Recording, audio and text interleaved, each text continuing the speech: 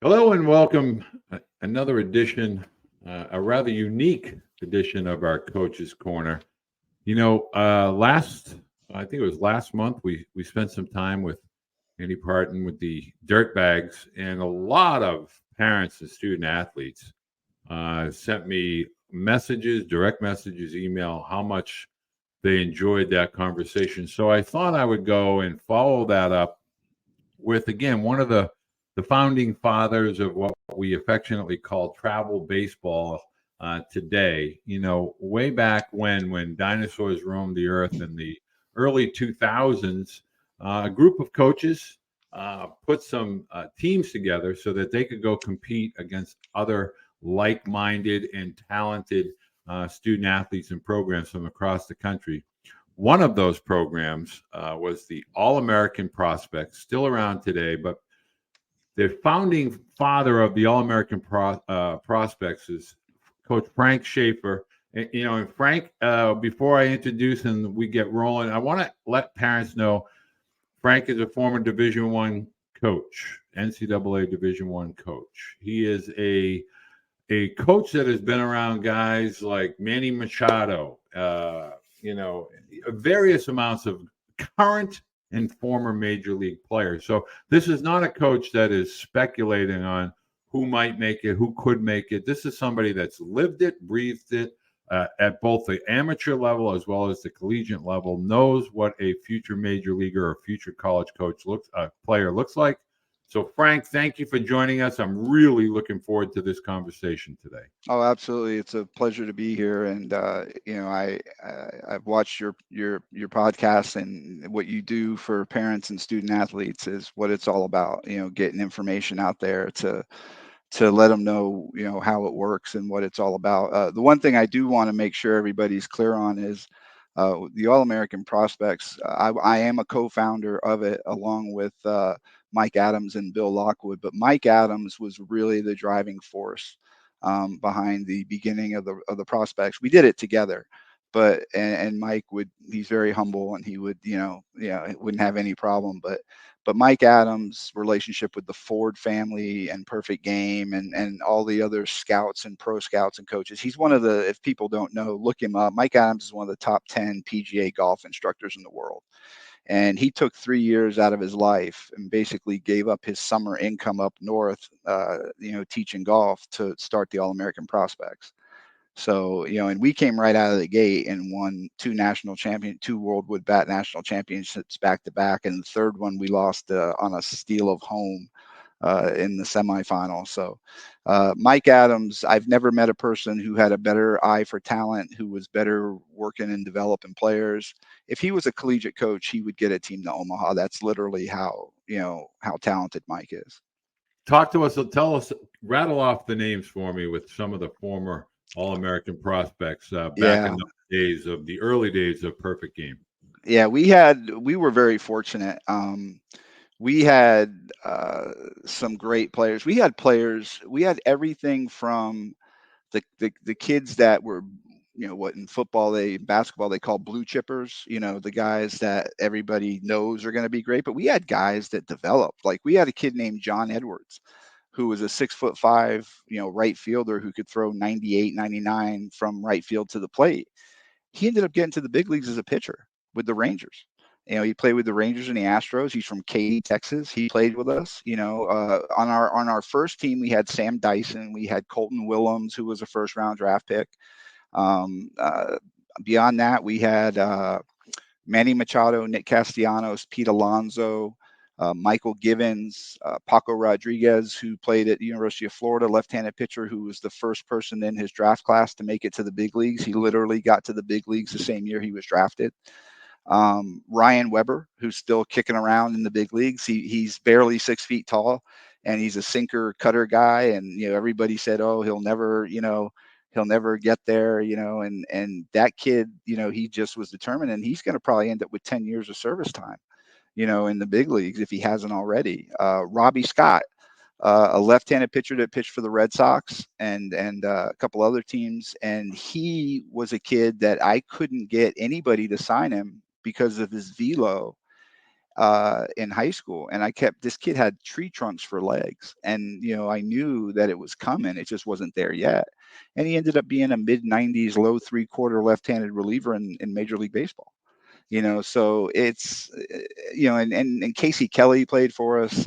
You could go on and on. Albert Almora, who was probably the most decorated USA baseball talent ever. He's right up there with anyone else. He played for USA Baseball, I think, from when he was 12 till he was 18. He did. And was also a first round draft pick.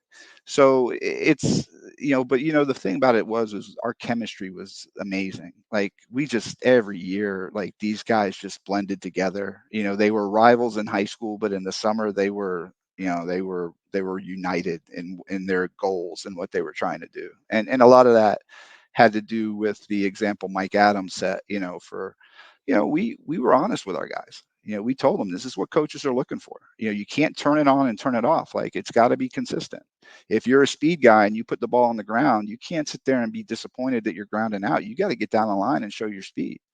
You never know who's watching. So, yeah, it was a fun time. It definitely was different than it is today. Well, I want to get into those differences, and I want to make sure we preface this by I always kind of have this edit I want to throw out there for parents and student athletes. We are not going to throw anybody or any team under the bus. We're not here to tell you that today's baseball is worse than last 10 years ago. Right. We're really here to talk about the realities. What are the realities and what are the factual differences between what travel ball was based on originally when it was created and where it's kind of what it's become and where it has gone. In your mind, and I know, why don't you give us a little background with regard to, you got back into coaching recently. What made you come back, and what are some of the differences that you noticed right away when you came back with the All-American prospects? So my story was I when I was the last of the founders to leave the prospects. And when I left, I think it was 12 or 13, 2012, 13. We started in 05. Um, I was just burnt out. I mean, it's the summer grind is real. It's a real thing. Oh, I yeah. mean, when you're making it to and I don't say this to brag, but I mean, when you're making it to the semis and the finals of every tournament you're playing 45, 50 games in 6 weeks, and you're traveling all over to do it. And it's a grind.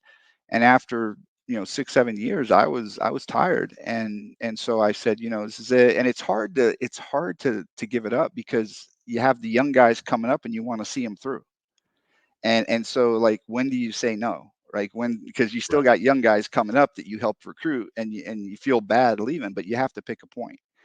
And I did that, and the phone rings from Jamie Shoup, who took the job at Florida A&M, and I think their pitching staff out of 301 Division I schools was 296th or something like that, and they were coming off 7-44 and 7-47 back-to-back seasons.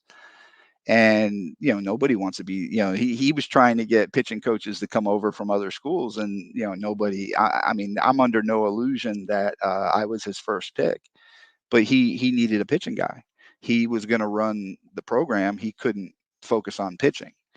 And so he brought me up, and that was an opportunity to coach in college ball. And he gave me free reign with the pitchers. I was calling pitches. But the thing that we did was, even though you get 11.7 scholarships, FAMU was only at the time funding 5.5. So he told me, he says, look, I'm going to take the 5.5 that I get, and I'm going to go get JUCO position players. And then next year I'll go get pitchers. And so basically you have the same arms that won 7 games the last 2 years. Well, Right. I taught them sinkers and cutters and throw strikes, and, the thing that I always did with the prospects. And it worked, and we won 20. We went 26-26. We beat Florida when they were ranked number 6 in the country. They had AJ Puck in the lineup. They had Alonzo. They had Richie Martin. They had their whole starting 9. I think 10 or 11 of those guys that we played against that night played in the big leagues. So I did a 3-year run in college ball. I have a son who's 13 now. He was just starting school. He was 6, and he's nonverbal. And I realized, there's a lot to navigate there. And so I couldn't continue on the path I was on in baseball. I needed to come home and, make sure my son had what he needed. So he's been mainstream since first grade. He uses a lamps device to communicate with people and, things like that. But that was why I stepped away from the game. I have two other sons. My 28-year-old Matt Schaefer has been a junior college coach, pitching coach. He has started a program called Diamond Code, and he asked me to come back last summer and coach his 17U team, which, Walter, that's the Yeah. tough task, because those are the guys that they're starting to panic. They're worried about, where am I going to go? And so he was hoping that maybe some of my connections from the past, would still be good. And I was shocked at how many of them were, the coaches that remembered me, because it had been 6 years since I'd coached in college. It'd been 10 years since I coached summer ball. So, and then my oldest son, just not to leave anyone out, my 37-year-old Chris played at NC State. He signed as an undrafted free agent with the Blue Jays literally 30 minutes after his draft his senior year, and he's been with them ever since. He made it to Double-A, and now he's a catching instructor with them, and it's the only job he's ever had. So we're a baseball family. Baseball. But when I got back in this summer, I had Sully, who's one of my best friends up at the University of Florida. I had my son Matt, who asked me to do it, and he had been coaching JUCO. I probably had a half dozen friends in the industry said, Frank, it's different. They're like, trust me, man, you're not gonna be able to just walk in, and do what you did when you had the prospects. And I said, well, baseball's still baseball. Like, yeah, we measure spin, and we have devices that we used to use our eyes, to see. So maybe that creates more trust between a coach and a player, because they're getting a tangible, result right away on whether something increased or decreased, whatever, what have you. But the game is still the game. And so I said, well, let's find out. And I assembled a group of kids that basically would go to all the tryouts for the big teams and wouldn't make it, right? For one reason or another, right? Or they would make it on one of their lesser teams with sort of the carrot dangling of, if you play well, we'll move you up, kind of thing, right? So I took a group of those guys, and we went 31-11. We made it to the final 32 at East Cobb. We knocked the Dirtbags out, their main team, out of that tournament.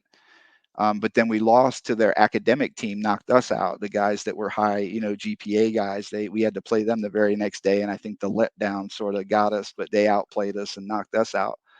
But we played 8 tournaments, just like we would have done back in the day with the prospects. We played the best tournaments we could get into. Some of them they wouldn't let us in because Diamond Code didn't have a resume, and so we weren't able to get into certain tournaments. But there are a lot of differences on the field. There's not, obviously, my guys at the end of the summer, all the teams that wouldn't take them, all of a sudden they're calling them and emailing them and trying to get them to play with them. But they wanted to stick together in the fall because they had built such camaraderie, during the summer. And today, 2 more of those kids committed. So now I only have 2 more guys off that team this summer that are not committed, which, is tough to do. Tough, right? It's tough to get your whole roster committed. There's always going to be somebody, because, at every level, it weeds out talent. And as much as a kid may love the game or, have some skills, the game gets faster, and, things happen, and they weed out. So, we get these last 2 guys signed or committed somewhere, and we'll have gotten the whole roster of a bunch of guys that nobody, thought were good enough, playing, and several D1s, I think 5 or 6 D1 commitments off that team. So uh, I found that the biggest difference this summer, and I think Andy would probably agree because we talked about this at East Cobb, is the transfer portal. The transfer portal has put a kink in the recruiting of high school players. It really has. It's So to explain to parents just from a general, as a parent, what is the biggest difference? What does the portal do to the high school student athlete with regard to recruiting? Yep. So what it does is, let's take the junior college player as an example. Let's forget about the transfer portal for a minute, and let's think about the JUCO player, right? Why was he going JUCO? It was either maybe he's a late bloomer physically. Maybe he didn't have an SAT score. Maybe he was a good student, but just not a good test taker. Maybe there was an off the field thing that, he had to go prove himself, or whatever, what have you. So it could be a character issue, but a lot of times it was just there wasn't a fit, and so they had to go JUCO, right? That was the last option. Well, in the past, a high school player might have to wait for some of those JUCO guys to sign, right? Those were the only players that were really in front of them, were the top tier JUCO guys, and then the rest of the spots went to the elite high school guys, and then down the line. Well, now with the transfer portal, I've literally talked to probably a half dozen college coaches that out of their 11.7 scholarships, they set aside 50% of that money just for the portal. I And mean, that's so a lot. it was already not enough money. Right. 11.7 already was not enough money to get 24 scholarship or 27 scholarship players, I think it is, and 8 Yep. walk-ons. Yep. So it already was not, and for parents who don't, there's a misconception out there that 11.7 is 11.7 scholarships, and it's split up. 25% is the minimum that you can offer a kid, all the way up to 100%. But with 11.7, nobody's getting 100%. The highest I see is 60. And again, that's got to be a player. That's probably a player that you got a 50-50 shot of that kid coming to school, right? He might be a Right. draft guy, Right. But if you put 60% in a player, that player better work out, because it affects what you can build around him. So point being is that now uh, coaches are investing. So now basically your lower tier, and I don't mean this from a talent standpoint, but from a enrollment standpoint or a conference standpoint, your Power Fives, your mid-level schools, they basically have become the new JUCOs. So now if a kid goes to, and I don't want to disparage any school, but let's just say school XYZ in the hills of North Carolina, a Division I program playing in a small conference, and he hits 20 home runs and 380, and maybe was overlooked or just proved people wrong. Well, now LSU and Tennessee and all the big schools are like, hey, come our way. And then the other complicating factor now is the NIL, because with only 11.7 scholarships, now NIL enables them sort of a loophole to draw a player in. I know that LSU and Tennessee are offering players 6 figures, in NIL money.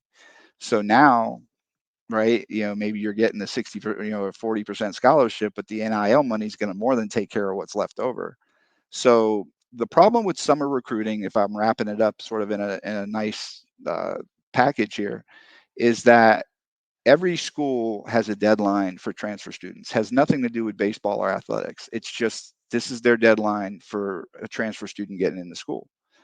So it's a mad dash from, what is it, June 1st or whatever it is, when they have to have their name in the portal, to the end of July, when they got to have transcripts and their applications and acceptance done by the school they want to go to. Because in Division I baseball, I don't know if parents realize, but the players you get certified by the NCAA clearinghouse in August, that's what you got for the year, regardless of injuries. I mean, you can do a tryout of people on your campus, but you can't transfer anybody in and play them.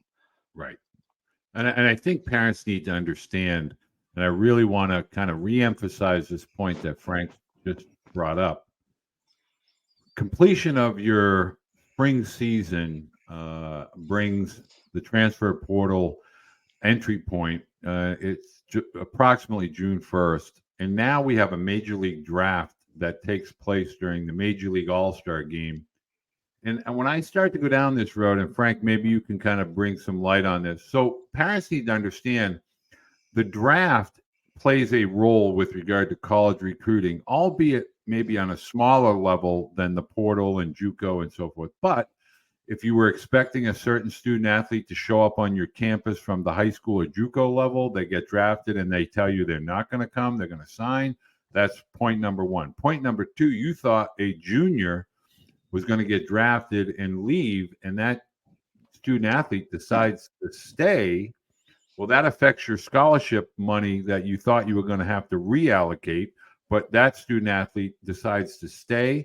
So now you don't have as much money. So when you start to add all this up, there's really a 5 or 6 week window that a college coach has from June 1st to, let's say, July 15th or 17th, Mhm. there's a new signing deadline for the draft. So this is all this together makes it a very, very difficult time, right, Frank? I Yeah, mean, you're it's dealing with chaos. Yeah, it's an Excel spreadsheet that a college coaching staff is trying to figure out yeah, who are they getting, who are they not getting, who are the athletes that are showing up in the portal, right.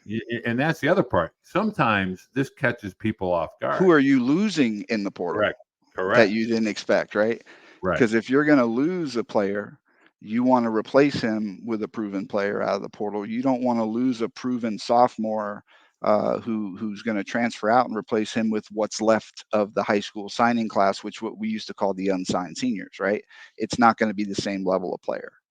And so basically it's a trickle down. I'll piggyback on what you just said. All right. So when Major League Baseball moved the draft to All-Star Weekend, they pushed it further into the summer, which leaves less time for these coaches to know who they have and who they don't, right? And so basically the the way it trickles down is, okay, now if I lose a top tier guy to the draft, I have to, I've got to find a replacement in the portal. Then, parents, I don't know if they know, but there's at the end of each season, the fall and the spring, there are exit interviews done with the players, and the coaches let them know where they stand on the depth chart and what, so at the end of the fall, here's how you did, here's where you stand on the depth chart currently. Now a player may say, well, let me go JUCO, because they can leave, in December and transfer to a JUCO and play right away. Others may redshirt. Others may just have to come in and battle in the spring and and hope to win some playing time. But there's those exit interviews, right, with the coaches, and then at the end of the spring, the same thing happens. The minute you lose your last game in the spring, whether it's a conference tournament, whether it's the NCAA tournament, those coaches are having exit interviews the very next day, and telling and it's not just the coach telling the player where he stands; it's the player telling the coach, "Hey, I think I'm going to transfer," right? So even that isn't a lot of time, right? If the coach didn't see it coming, and now all of a sudden they're losing a talent that they thought they were going to have back, it creates a vacuum. Now I got to fill this, and the unsigned seniors that are left are not the way I got to fill it. I got to go in the portal. So you've got two things in the portal. You got some people that are just going to live in the portal and recruit a new team every year, right? And then you got coaches that are forced into the portal based on what they lose to the portal, right? They've got to try and get in there and replace what they lost. And then there are some that just believe, I'm going to go with my high school guys, but I'm going to supplement it with some guys from the portal. So there's different views, and different coaches have different ways of doing it. But the one commonality is there's not a lot of time to do it. And the new NCAA rules, we were speaking about this offline, is there's a lot of irony in all this, because for years, uh, college coaches wanted to pay all their assistants, right, and not have to make their money off camps in the summer, and they wanted to be able to send them all out to recruit players. Well, finally, the NCAA has done that. They've said, okay, you can pay all your assistants, and they can all go recruit. But guess what? Now with the transfer portal, you got to still, they're hitting, instead of hitting all the high school showcases and events, they're at the collegiate leagues, trying to woo these kids, first of all, trying to evaluate them as quickly as they can, and then trying to woo them, into coming to their school. And then you have the complication of NIL money on top of it. How many schools are on this kid? Who's offering him what? What's it going to take to get him? That type of thing, right? So you're pouring resources into that. And then you got to have somebody back in the office, the closer you get to that transfer date deadline, making sure the paperwork's getting in and getting through so that the kid makes it in the school, because you still got to be accepted. Right. So, there's a lot of process here that's involved.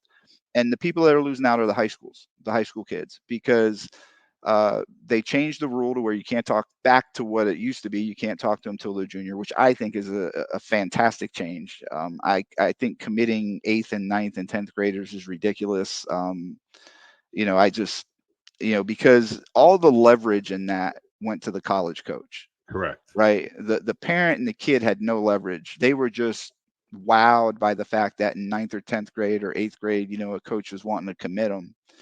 But what they don't understand is until you sign that letter of intent, your senior in November or whatever it is, October of your senior year, that coach can get out of that, and some, they'll say, oh, like you were saying earlier, well, I thought we were losing this guy and he's coming back for another year. And, so now we really don't have a spot for you, and guess what happens in that case? So now you have a ninth grader who thought he was committed to an SEC school for the last 3 years. He put it on Twitter. He blasted it because he's proud, Well, all the tournaments he played in ninth, 10th, 11th grade, even, his summer before his senior year, yeah, people watch him, but nobody's honed in on him because he's committed. Right. So none of the other college coaches he's not even on their board. Well, now that school says, hey, I'm sorry, but we got two middle infielders that we thought we were going to lose that are coming back. One got hurt, so he didn't play, so he redshirted and he's coming back. The other one didn't get drafted, so he's coming back. So now you're kind of stuck and you're not going to play for a year or two. What does that kid do now? Because now the money's been spent, right? There's not a lot of money left. He's a great player, but it's not about that now. Now it's about who has a spot for him, who has a need for him, and who has money to give him. So the rule changes were great. They were the right thing to do. But now you have the complication of the transfer portal. And I'll tell you what one coach, of course, I'm not going to name him, but one coach literally told me last summer. They had extended a walk-on opportunity to one of our pitchers. And there was a deadline on it. They put a deadline on an answer for a walk-on spot. And the kid wanted an extra week, to think about it, to play in another tournament, because some coaches, he was starting to garner some interest, right? And they said, no, if we need an answer by Sunday night or we pull the offer. And so we got on the phone to try to convince the coach, say, hey, what's another week? You don't have any money tied up here. Can the kid get another week? And he said, look, these high school players better realize that we don't need them anymore. That's literally what he said. He's like, we don't need them anymore. We'll just go get someone out of the portal. So people need to understand that the transfer portal is really changing the face of recruiting for high school players. Because now you fall under the portal players and you fall under the JUCO players. Right, right. And I think how you described it, and if you could just touch upon it now, what used to make summer baseball so electric was, and I think we talked about this prior to coming live, is you'd go to an event, there'd be more college coaches and major league scouts than there would be parents. Yeah. And today it's the exact opposite. What used to be hundreds of coaches and scouts has now turned into a handful as compared to what it used to be. And kind of touch upon that and the differences that it makes for the kids, the student athletes. Well, I have two kids. I have two boys that played college baseball. So I tell parents all the time, the thing I'm most proud of, it's not always the kid that made it to college. I've got kids that played for us that are engineers and guys that work for Google and like guys that have just gone on to be very successful in their lives. And Mike Adams and I, we probably take as much pride in that, as anything else. But, we have a situation now. I tell parents all the time. And when I came back this summer, if you play for me, like I've been there, both of my kids signed as unsigned seniors. They signed late, they signed like right after graduating. That's literally how late both of my older sons signed. Okay. So I know the panic that goes through that junior year summer, that rising senior summer, and there's no offer. The fall, there's no offer. You have to commit to a JUCO in January of your senior year just to ensure you're going to keep playing baseball. But I also know that things open up, right? In the old way of doing things before the portal, the unsigned senior was the person you turned to if you lost a guy. And so both of my kids benefited from that and played Division I baseball and got their bachelor's degrees. And that's what it's all about. But now with, the way it's set up, you've got this culture where NCAA changes the rule, right? So now you can't commit the early kids, right? You can't even make them an offer until, junior year, rising senior, whatever. And then you got the portal, right? And we went to tournaments this summer. Again, we went to 8, and there were scouts at maybe 3. And when we went to East Cobb and we made the final 32 and we were playing at the main complex, maybe 35 scouts there, where in the old days, the whole backstop would have been scouts, Right. and you're calling, you're working for your kids, that part hasn't changed, right? You're calling and saying, hey, I got a guy, and it's like, coach, I'm sorry, I'm on these portal guys, I can't get there, can you send me some video, and then you send them some video, and it's like, well, I got to see him, can he come to a camp? And now you have a situation, Walter, economically, where a parent is paying $2,000 to $3,000 to play in a program, okay, and they're going to 8 tournaments and they're seeing a handful of scouts at 3 of them. Well, now as a parent, you got to say, what am I doing? Is it worth this? So there are 2 ways to look at it. Should they be playing? Yeah, you get better by playing, right? So there's still I guess a reason to play in tournaments. But if you're an elite player, and you're trying to get looked at, it's a problem, because look at Twitter. Let's just take X as an example. How Right. many times have you seen the short clips? I went 8 for 13 this weekend. I batted this. And I told my kids, I didn't let anybody this summer post on Twitter. I said, guys, listen, numbers without context don't mean anything. Right. Okay. You went 8 for 13 in a tournament against what? Against 82-mile-an-hour fastballs? Against who? Now, if you do it against dirtbags at East Cobb, yeah, go ahead. If you hit a rope, go ahead and put a clip if you got it. You know what I mean? Like, but the point is that your numbers are meaningless to these college coaches, because number one, they didn't see it. Number two, they don't know who it was against. Well, I think that is a critical.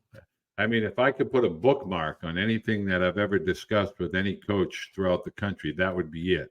And parents need to understand it's not a negative when you No, say to a parent, okay, well, who did he do it against? Because all summer teams are not equivalent to what college caliber student athletes.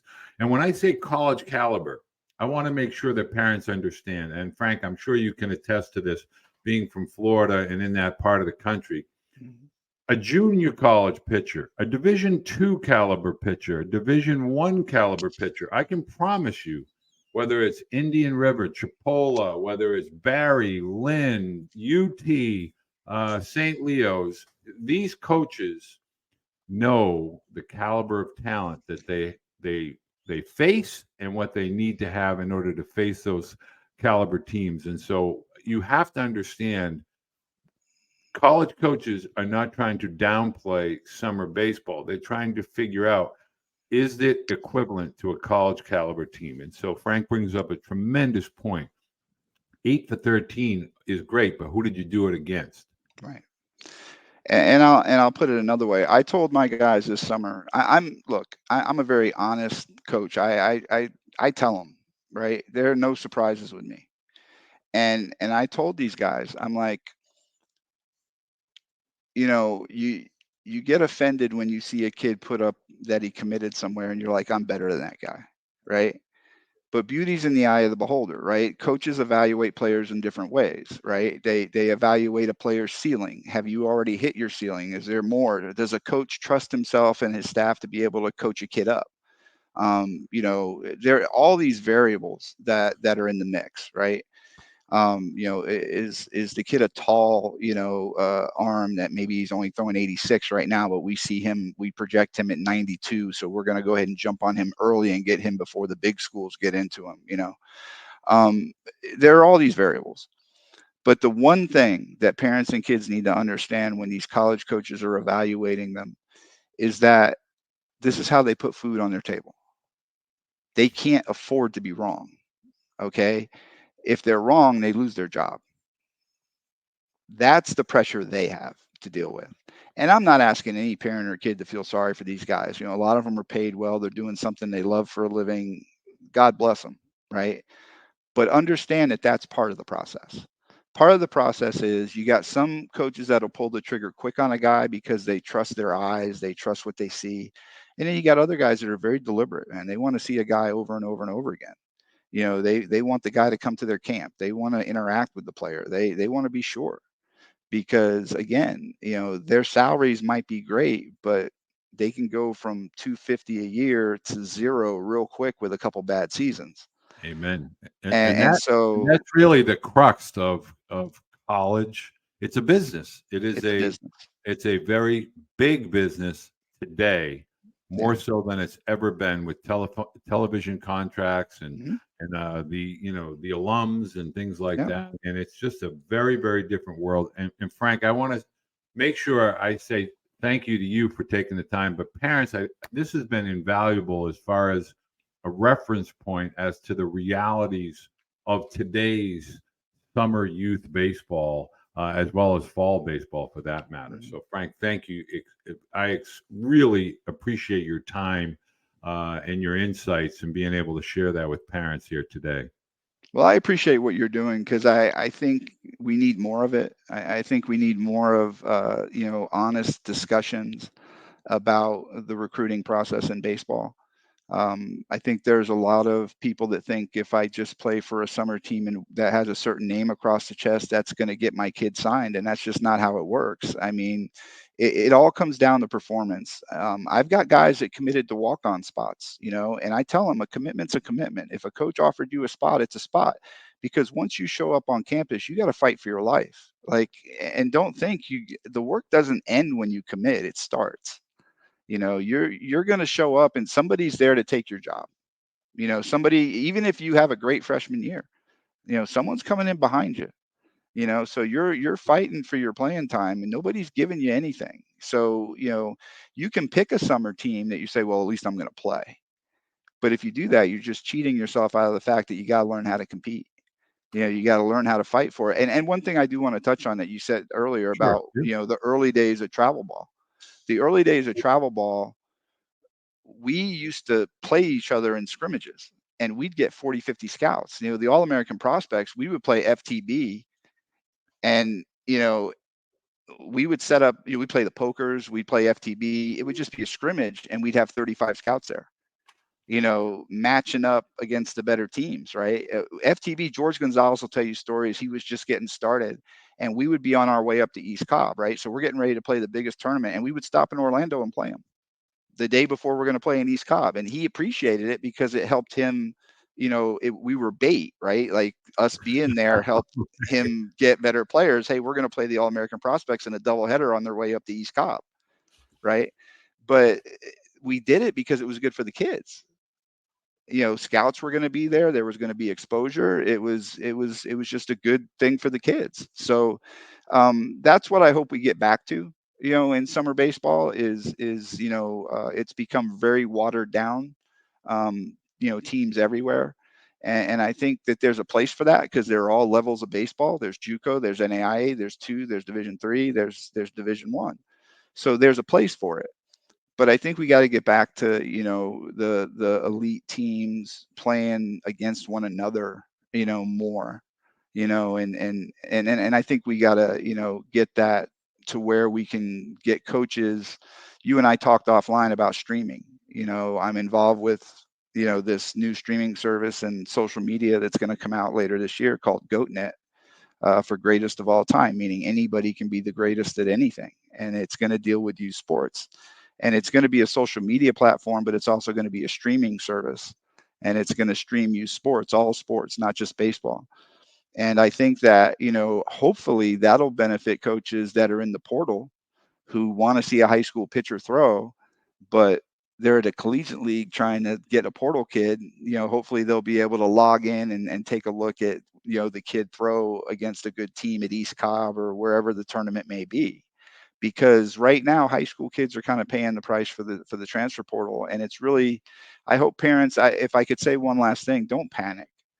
If your child's good enough to play, if they're a good student, if they're a good athlete, it may not be the path you expected or wanted, but there is a path, and everybody's path is different. And if you accept that, and you're patient, and you believe in yourself, I tell our kids, bet on yourself every time, and you can't go wrong with that philosophy. So but it is a tough time. I'm not going to sit here and mislead anybody. It's a tough time, to be a high school kid trying to be recruited in the baseball world. And I thank you for having me on. I really do. Well, I've wanted you on for a while. I greatly appreciate your insights. I think parents and student athletes alike will really benefit from this information. Best of luck this coming off summer and fall. And I look forward to working with you on some future projects as well. And for parents, I'm going to have a description below. I'm going to have a bio for Frank as well as contact information. If you have any questions for Frank, whether you're listening on the podcast or watching here on YouTube, you'll be able to reach out and contact Frank directly. Again, Frank, thank you for joining us today, and best of luck this upcoming season. Appreciate it, Walter. Looking forward to some of the future projects. Amen. Thank you, Frank. All right.